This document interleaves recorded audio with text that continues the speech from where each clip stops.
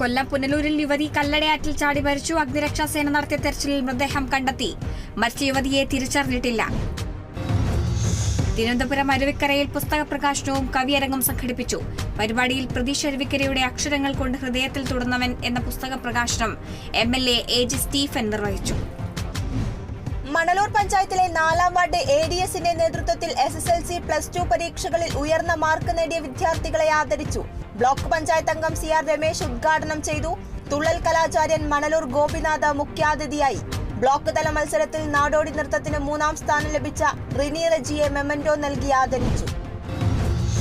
മാലിന്യം നിറഞ്ഞ Sasthamkotta water authority Kadappuzha റോഡിൽ സ്ഥാപിച്ച വാട്ടർ ടാങ്ക് മലിനമാണെന്ന് കണ്ടെത്തിയത് നമ്മുടെ കായൽ കൂട്ടായ്മയുടെ നേതൃത്വത്തിൽ ഹെലിക്യാം ഉപയോഗിച്ച് നടത്തിയ പരിശോധനയിൽ ശുദ്ധജലം ഉറപ്പുവരുത്തണമെന്നാവശ്യപ്പെട്ട് ജലവിഭവ വകുപ്പ് മന്ത്രിക്കും വാട്ടർ അതോറിറ്റിക്കും പരാതി നൽകി. തൃശൂരിൽ റേഷൻ കട ആക്രമിച്ച് കാട്ടാന. പോസ്റ്റ് ഓഫീസ് ജംഗ്ഷനിലെ റേഷൻ കടയാണ് കാട്ടാന ആക്രമിച്ചത്. സംഭവം ഇന്ന് പുലർച്ചെ.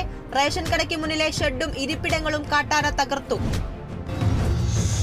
ജനവാസ മേഖലയിൽ നിന്ന് മാറാതെ പടയപ്പ. തൊഴിലാളികളുടെ ലയത്തിന് സമീപത്തെ വാഴകൃഷി നശിപ്പിച്ചു. കഴിഞ്ഞ 15 ദിവസമായി പടയപ്പ അരുവിക്കാട് ചെണ്ടുവാര മേഖലയിൽ തുടരുകയാണ്. കാടുകയറ്റാൻ ശ്രമം തുടർന്ന വനം വകുപ്പ്.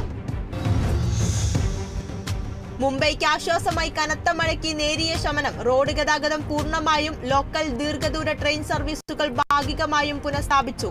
അതിതീവ്ര മഴയ്ക്കുള്ള സാധ്യത നിലനിൽക്കുന്നതിനാൽ മുംബൈയിലെ എല്ലാ വിദ്യാഭ്യാസ സ്ഥാപനങ്ങൾക്കും അവധി പ്രഖ്യാപിച്ചു. മുംബൈ സർവകലാശാല ഇന്ന് നടത്താനിരുന്ന പരീക്ഷകളും റദ്ദാക്കി.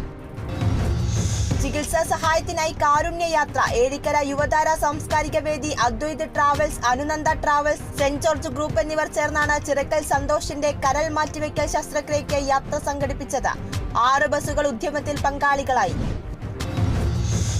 പെരിങ്ങോട്ടുകര നെഹ്റു സ്റ്റഡി സെന്ററിന്റെ നേതൃത്വത്തിൽ താന്യം പഞ്ചായത്തിലെ ഉന്നത വിജയം നേടിയ വിദ്യാർത്ഥികളെ അനുമോദിച്ചു.